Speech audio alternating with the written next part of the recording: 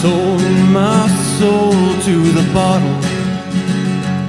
Still none of my friends have left me yet. I'm the same man I was since the age of 13, and I've lived my life with no regrets. If you're looking for some freedom, all it takes is 10 drinks minimum. If you're looking for rhyme or reason, all it takes is 10 drinks minimum.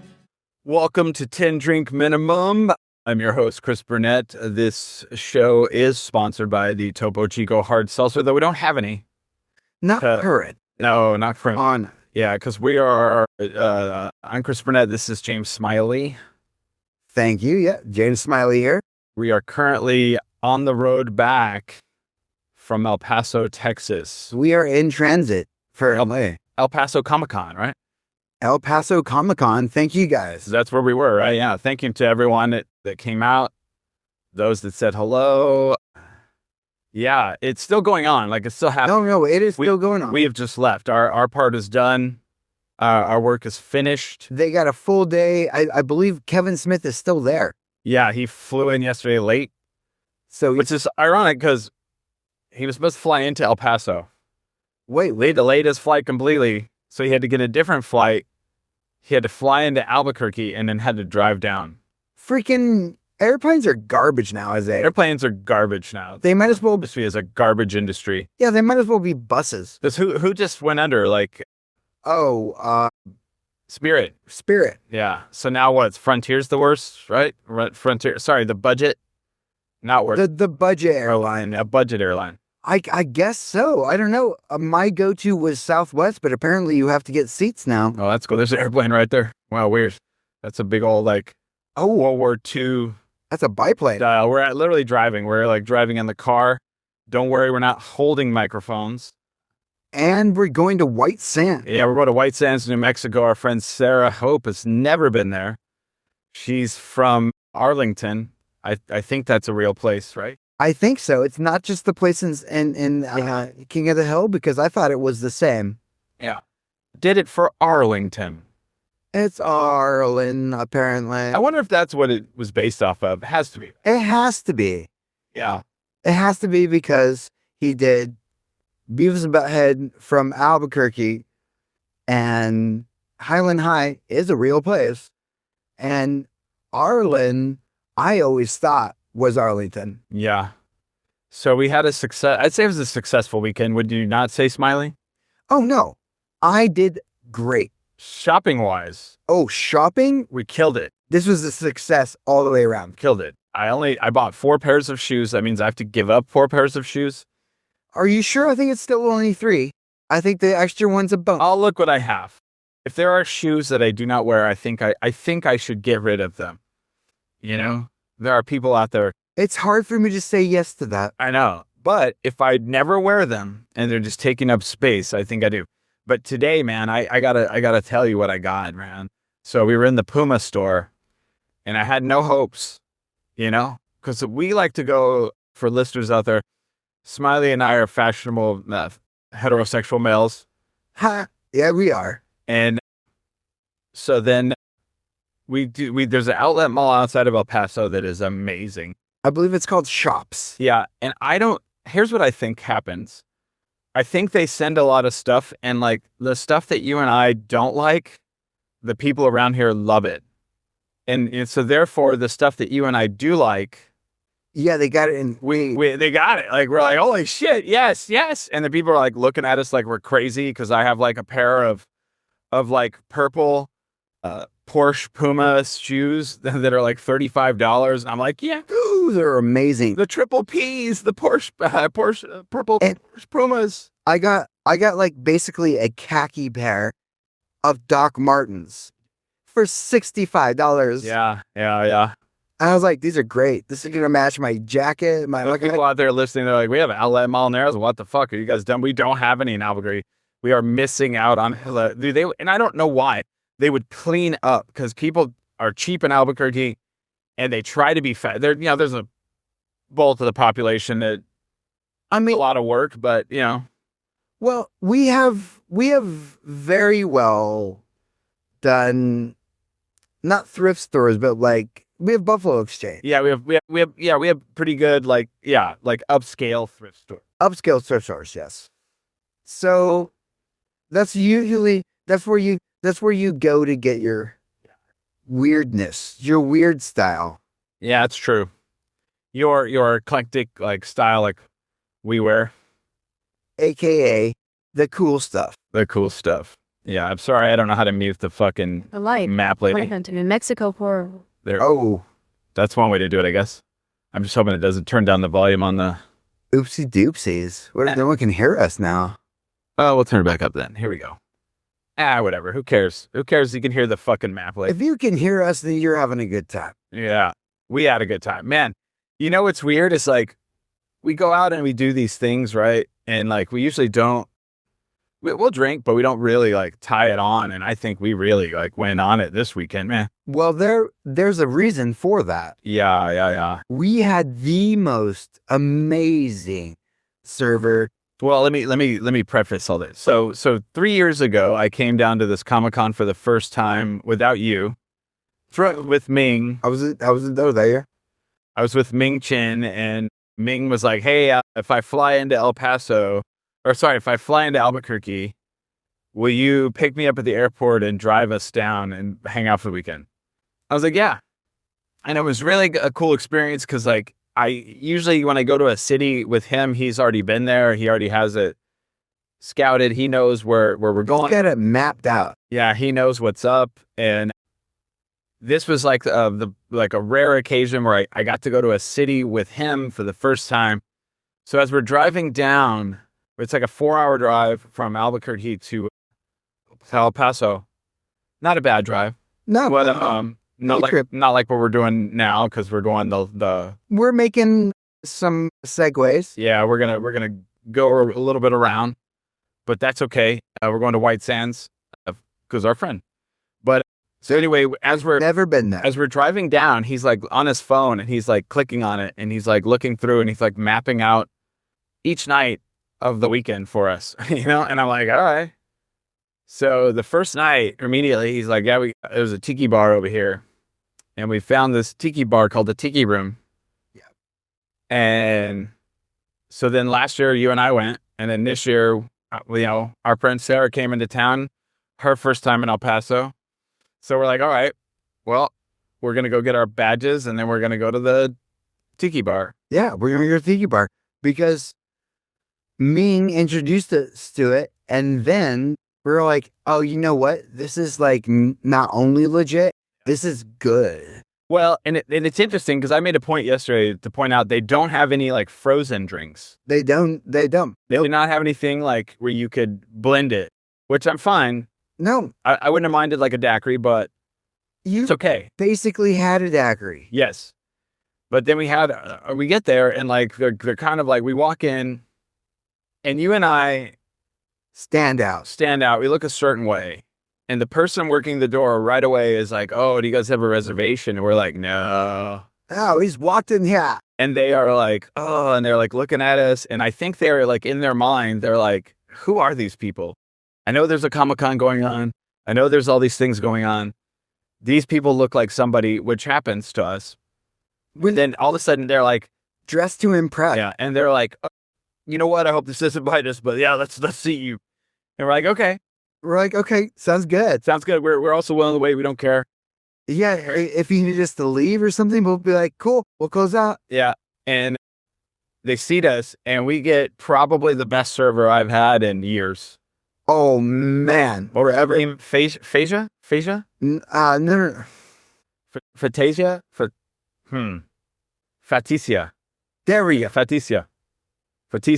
She was so full of energy. And It was amazing. Fatisse, that was it. Fatisse.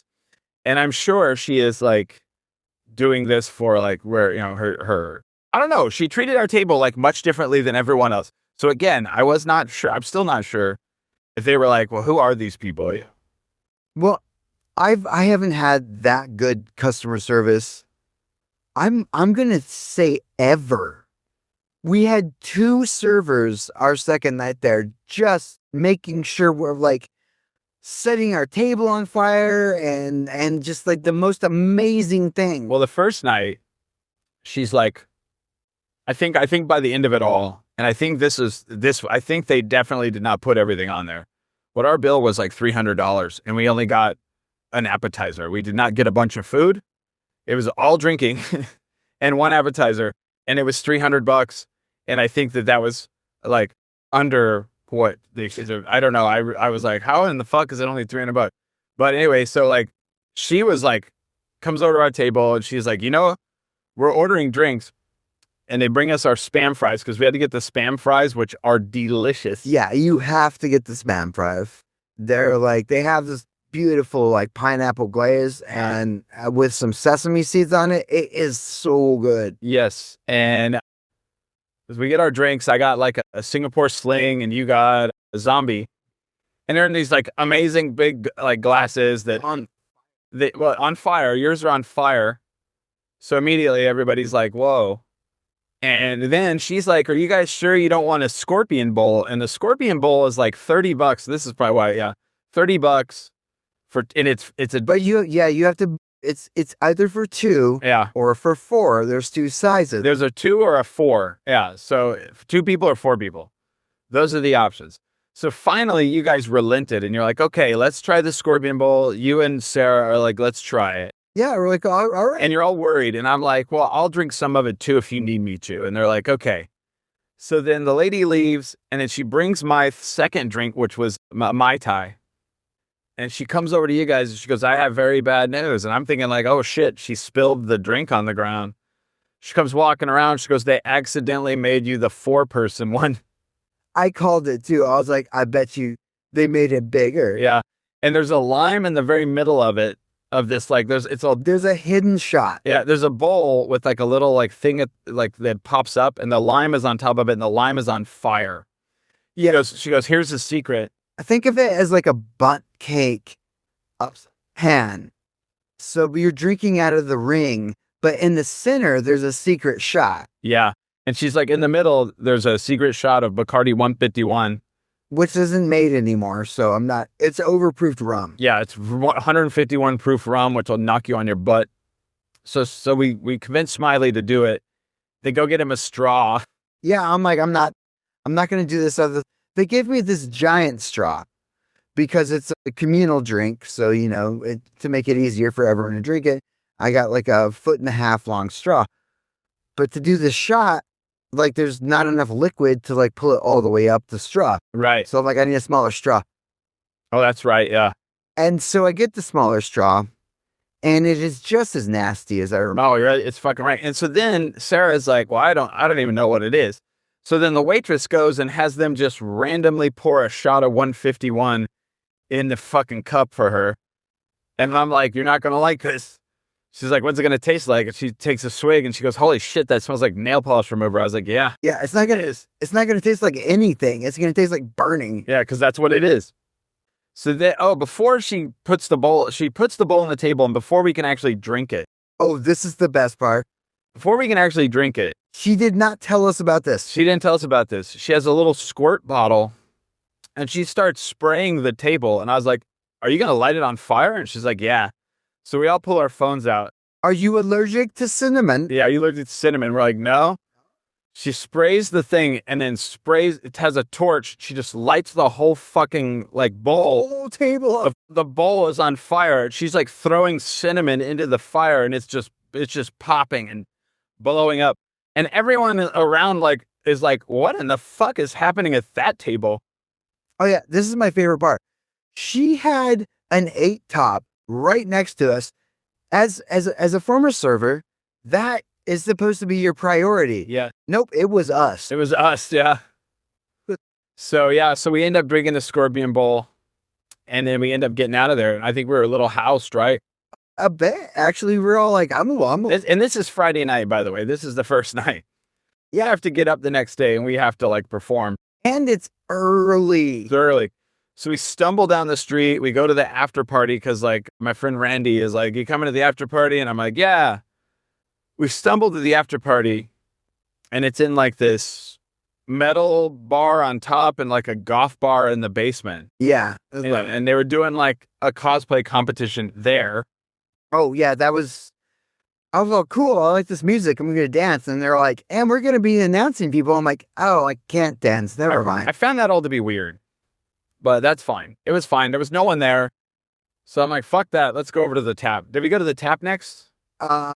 Tap's the one with the nachos, right? Yeah. Oh, yeah, we did. We go in there, and that is by far my favorite bar in El Paso, the tap. Oh, man. Yeah. The tap is like if the 1970s like made a bar in a Mexican border town, and that's what it is. That's the best way to describe it. Oh, yeah. And bartender was there. The font, they have it painted on the window, and it's in the Cheers fonts. You're like, where everybody knows your name. Like, that is that place. I want to, But in Spanish. yes. And like, I want to open that bar in Albuquerque. That bar would be so fucking popular. Yeah. It's my birthday. And yeah. You know how popular that would be in Albuquerque? I mean, they have like That is the different story. We went there the year before, and it was that same bartender's birthday. And she remembered us. she did. Everybody always remembers this. I was like, oh, right on. So yeah, we go in there, and I think Sarah had a little bit of culture shock in there. I couldn't tell, but I think a bit. that is where we would hang out if it was in Albuquerque. If it was in Albuquerque, that would be my jam. Yep. The whole time I'd be like, nah, here. I need to brush up on my Spanish anyway. What I love about that place is, and I'll tell you, it doesn't matter how old you are.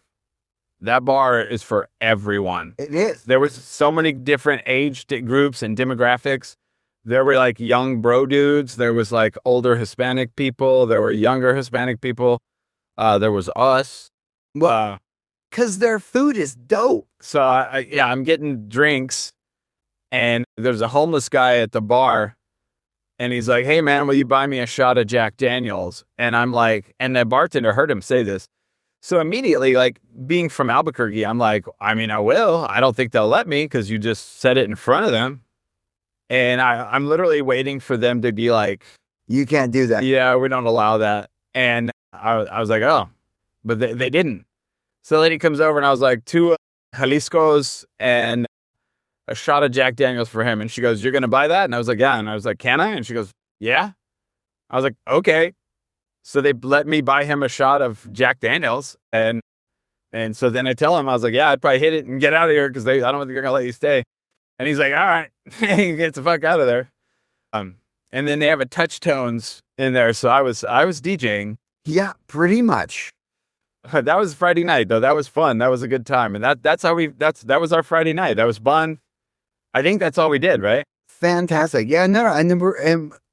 The only thing we did after that was marvel by how close that we were to the bar. Correct. We got an apartment. I like doing that. I don't like the hotel thing. I mean, I get it, but I like how in Houston we do an apartment, in El Paso we do an apartment. I mean, if I'm going out of the country, I'll do a hotel, just because I want something normal and safe for me. Like I need some sort of touch point. But in the States, nah. Yeah. And our little apartment was cool. It was like it had 2 bedrooms and a living room with a couch so you could sleep on. And we let Sarah stay with us. And yeah, she bought us all drinks the first night. And so, yeah, but like so then the next day, we got Saturday. yeah, it's Saturday. So I got up and I went and got to get something to eat, right? And I walked through the neighborhood, and our neighborhood was like this whole thing where it was like an elderly retirement area. It was all these duplexes, and they were nice, and you could tell that people took care of them, and like everyone I saw was elderly. So I think it was and I saw a couple rest homes. You told me that everyone had like their own garden. Yeah, they all had when I say garden, like a European, like a yarden. Everybody had their own different yarden, you know? And that was cool. But I can't even remember the place. I go to this cafe. And again, I go in and I'm sitting at the bar of the cafe eating. And everybody's like looking at me like like weirdly. And it's kind of an ongoing thing, I think. But like me at a Buc-ee's. yeah. Cause like, again, we're there, and I guess BTS was in town. They had a BTS concert. Oh, that is correct. They were doing The horror Comicon with all the celebrities. So I think they were like, well, who, so I got that again, and are we going the right way? And I hope Well, I'm not going to lie. We are celebrities. As much as we like to pretend we are, when someone you've never met in your entire life knows who you are, that you're a celebrity. I don't know if we're going the right way. Road dead ends. Uh-oh. This way. Can you turn us around? Yeah. Let's pause this for a second. Sorry, listeners. I think we may have gotten lost. Yeah. Here, I'll pause. Okay, I guess we're on the right path. We were worried. Okay. There were some interesting street signs. Yeah, it said road dead ends. We're like, okay. And there's like, we're headed to White Sands National Park, but there's also the White Sands Missile Range. So that was okay. So yeah. So then we go to the con. Wait, I didn't check that. What? If we're going to the missile range? I switched it to the national park, so it should take us to national park. So we end up going to the con, get there like 11, a little after 11, right? Yeah, I think a little after 11. Yeah. And because the plot thing. We got right in. It was no problem. Thankfully, that was actually very pleasant. You did your first panel. I did my first panel ever. How did you feel about it? I felt really good about it. The night before, I did it like an acting job. So I wanted to get all my research in. So I like just be comfortable for just doing whatever. Yeah. So I watched the first 6 episodes of Dino Thunder. How long are these episodes? Okay, well, they're on YouTube, so there's no commercials. 20. 15. If you skip the boss battle, which has nothing to do with the storyline, they're like 10. Really? Yeah. So I was just blasting through the series. I wanted to see what the story progression was and like who the actors were, like what their roles were. And so like, no, I went into that panel feeling pretty good. I mean, until like I walked up, I was like, hey, I'm going to be doing your panel in like about a half an hour. No, we have a panel? That blew my mind that like no one like they didn't know they had a panel. Bailing didn't know she had a panel. Is someone going to come by and like remind us? I was like, I hope so. Like, I'm literally just out here to interview you. Yeah. My whole entire purpose is for you to show up at this panel. Yep. And the funny thing is you forgot their names. Oh yeah. I had a freak out moment. I was pretty nervous going on there. Yeah. I spent the whole like drive, just the drive from where we were staying to the convention, and I was trying to remember their names, and I was like going over it and over it and over and over. And then the second they're on stage, because they were late because they didn't know they had a panel. Yeah, that throws things off. Yeah. And then when they showed up, I was all the Power Rangers, the Dino. No, I said Dino Thunder Power. No, the Dino Rangers is what I said. And I was like, that is not what I prepared. That is not what I had in my head. That is not, like, I just sat in the car. I got some video of you. Oh, no way. All right. I did. I would like to look at it. I like to analyze what I did wrong. I didn't video with you the whole time, but I got some of you. Like, it's probably like 10 seconds. I got into my stride once I sat down and started interviewing. You did. But, oh man, that killed me. And I was like, I'll just pretend that didn't happen. Then we'll get into the questions. Yeah. So how do you think it went? I didn't think I had enough questions, but I underestimated. Plenty. I thought you were going too long on your questions. But I underestimated how many fan questions there was going to be. So I think I wound up actually dedicating time perfectly. Yeah, and that's the trick. Is like there's a trick to it, and I don't know if I should give away the secrets of this. Oh, what? They'll just hire someone else if you tell them how to do it. Yeah, that's true. But you always like, you were like, I felt like I could have asked more, or I could have done more questions with the audience. And I'm like, well, the goal is, It's an economy of time. it's an economy of time. You have about 50 minutes, 45 to 50 minutes. Yeah, 45 to 50 minutes. And in 40 to 50, so if you're hitting the 40 mark and you are out of steam, the audience is not giving you anything, then you're like, well, if that's all you guys got, well, let's give them back some time. People always love when you say, well, let's give them back some time so you guys can spend time at your table, because they always want to go back to their table. All right. Mostly because their agent always wants them back at their table, You need to be at a table. because that's where the money's made. Yeah. But if you do it right, there will be a lot of questions that the people don't get to ask. So was my pacing? Yes. It was? All right. All right. But then I feel good about that. Yeah, so if you do it, My pacing was the only thing I was like, you'll run out of time, and there's questions left. And it's that marketing thing of, oh, I didn't get to ask my question. Let's go ask it at the table. That's what they want you to do. They want people to have to go to the table to ask the question. That's what they want. Because then, then the people go, and then they might buy a photo. They might get an autograph. They might whatever. or What they want. get to meet their hero. That's right. They want, like, I'll tell this to people who want to moderate panels. If you are going because you want to stand in front of an audience and shine like a star, then they will not bring you back. You will not come back. That is not your job. That is not your job. Your job is to lubricate the conversation and get out of the way so that the audience can connect with the person that they paid good money to see. They didn't pay good money to see you. They paid good money to see, You're facilitating. Sam Jones or Lou Ferrigno or blah, blah, blah. You're facilitating their experience. Yes. And they're afraid to ask questions. So you're starting out, So you're prompting them. you're prompting, and then if you're really good at it, you'll ask generic crap questions, and it'll frustrate the people that they're like, he's not asking the best. I want to ask. Your goal is to get the audience to ask questions, in my opinion, All right. because then they connect. But also enjoy it. Ask your questions, but do not make it about you.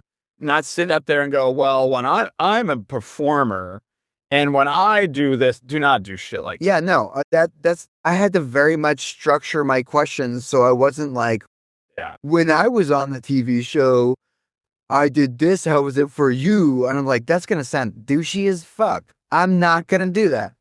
I'm not going to do it. I have to find, you know what? There's more words out there. I can restructure that sentence. The question I want is out there. I don't have to preface myself. And so then you did the panel. What'd you do? Are you going to do another one? I've always wanted to do panels. I'm like, my only question was like, I did all right. Yes. And pacing was like the thing I was worried about most. You did great. I would say, yeah. And then, this was not my first, but after that, I had to run over and MC the costume He costume. used to call it the cosplay. I'm not going to get into the negative stuff that happened. Maybe not till down the road. Maybe, who knows, but maybe not at all. But you had to do the costume contest. They wouldn't call it cosplay. They did it in the middle of the day. And I think that was on purpose because It was definitely on purpose. yeah. And I don't really know how that went because I've only heard a little bit from you. So how did that go? Was there a lot of people? It was a shaky start. What do you think? Okay, but oh my God, yeah.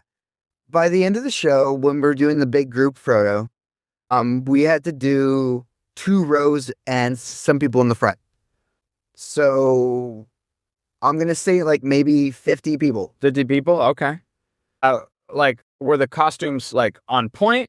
Were they probably below par? Were they, No, these people put their hearts and souls in it. all right. So yeah. Okay.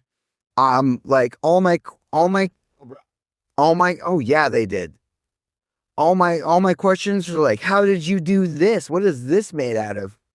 And I think they really appreciated those questions. I was like, well, tell me about your costume. Well, of course they do because they worked on it.